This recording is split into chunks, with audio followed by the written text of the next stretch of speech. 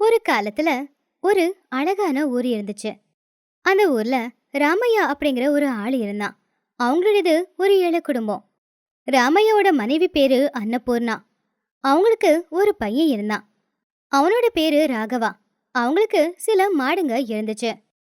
ராமையா ராகவா காலையிலேயே மாடுங்களை கூட்டிட்டு போய் வயல்ல மேய்ச்சிட்டு கூட்டிட்டு வந்துருவாங்க. அந்த மாடுங்க கொடுக்குற பாலை வித்து தான் அந்த குடும்பம் வாழ்ந்துகிட்டு இருந்துச்சு.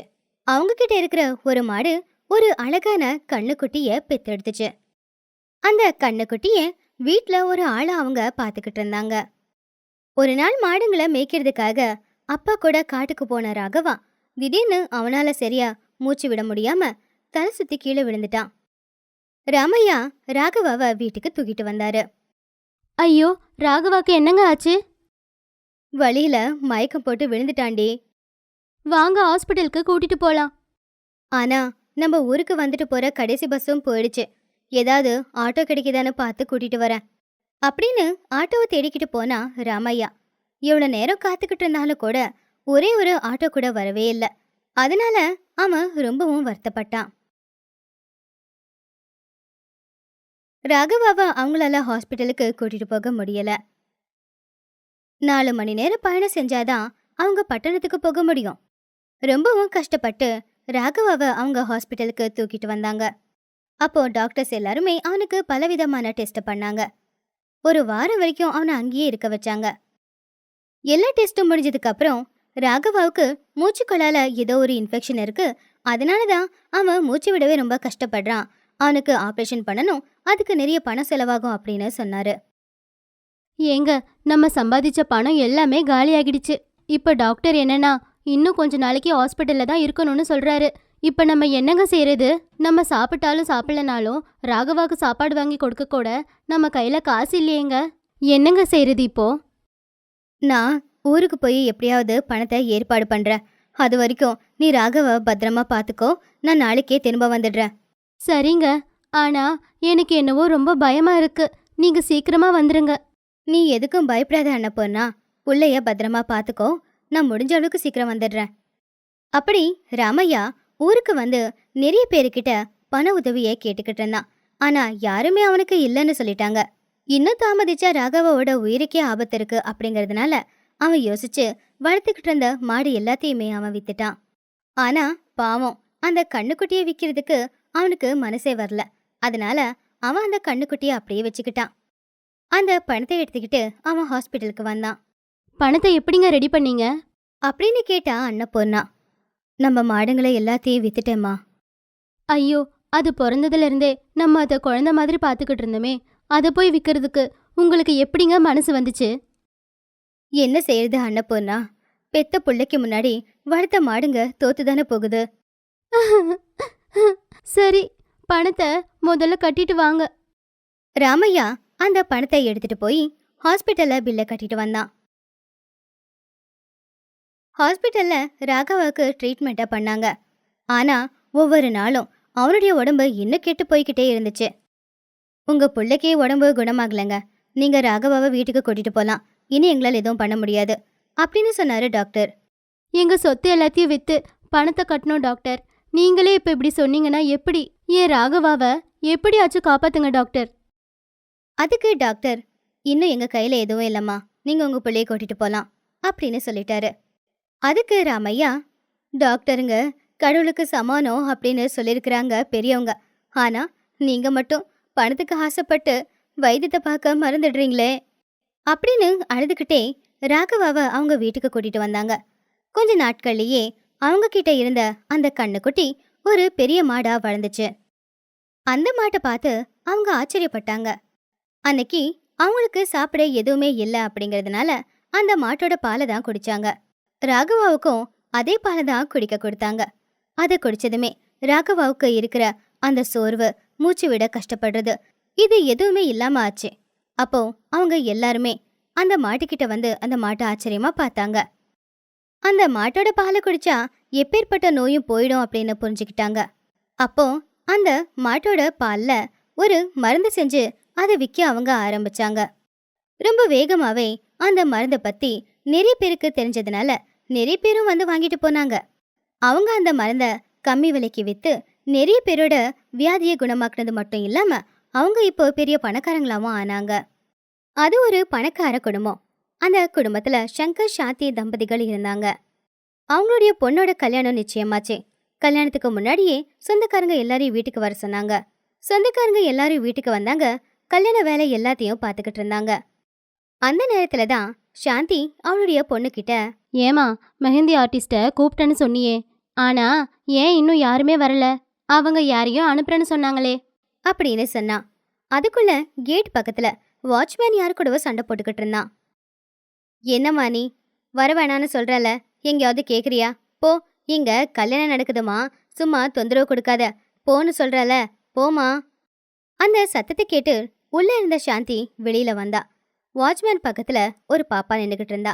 அந்த பாப்பா, ஐயோ, நான் சொல்றத ஒரு முறை கேளுங்க. ஏன் இப்படி கத்துறீங்க?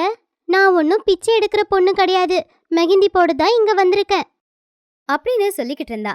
கேட்டு பக்கத்துல இருந்த ஆளு, ஆ நல்லதாம்மா சொல்ற, நல்ல புத்திசாலி பொண்ணுதா நீ. இந்த மாதிரி நிறைய பேரை நான் ஏற்கனவே பார்த்துருக்கேன், போமா போ அப்படின்னு சொன்னா.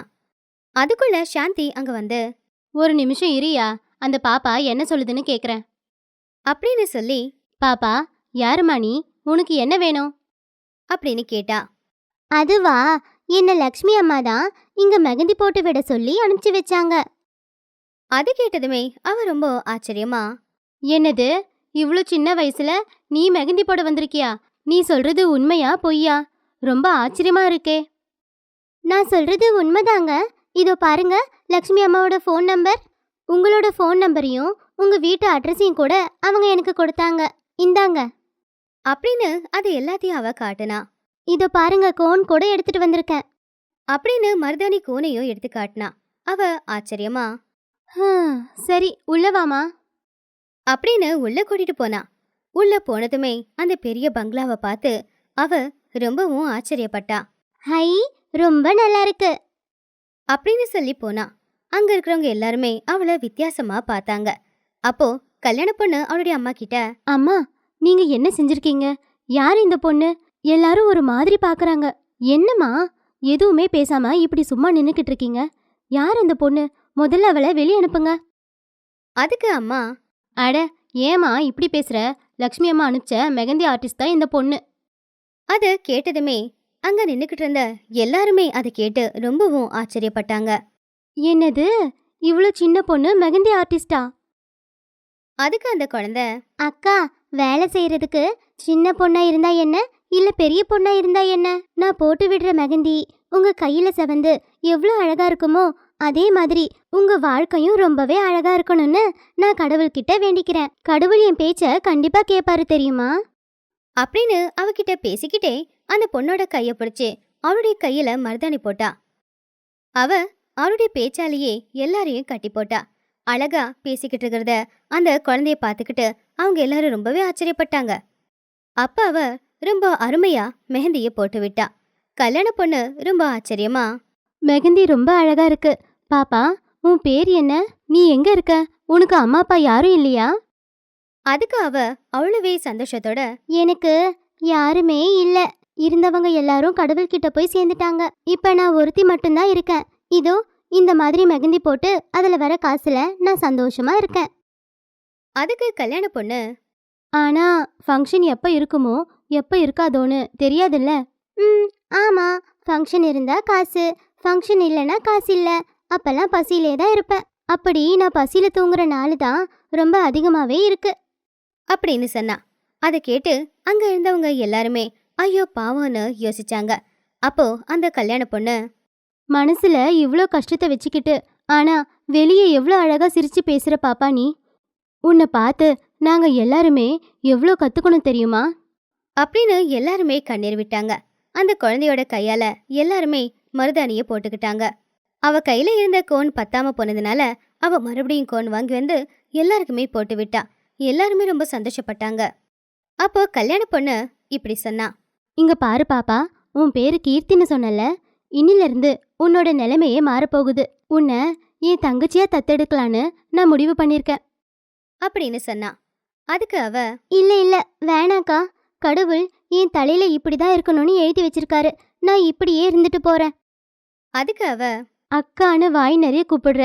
உன்னை எப்படி என்னால விட முடியும்? நிஜமா எனக்கு தங்கச்சி கிடையாது. இனிமே நீதான் என் தங்கச்சி. அப்படின்னு அப்பா அம்மா கிட்ட பேசி அவளை தத்தெடுத்துக்க வச்சா.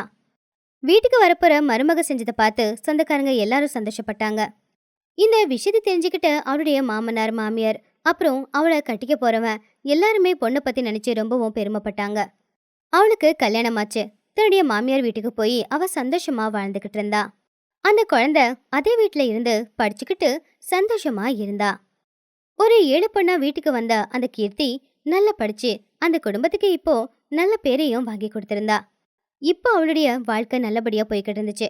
எப்பவுமே அங்க அனுப்பி வச்ச லக்ஷ்மிக்கும் அதே மாதிரி தத்தெடுத்துக்க சொன்ன அவளுடைய அக்காவுக்கும் அதே மாதிரி தத்தெடுத்த அப்பா அம்மாவுக்கு எப்பவும் அவ நன்றியை சொல்லி நல்ல வழியில நடந்து எல்லாருக்குமே நல்லதை சொல்லி கொடுத்து அவ நல்லபடியா அந்த குடும்பத்துல வாழ்ந்துகிட்டு இருந்தா.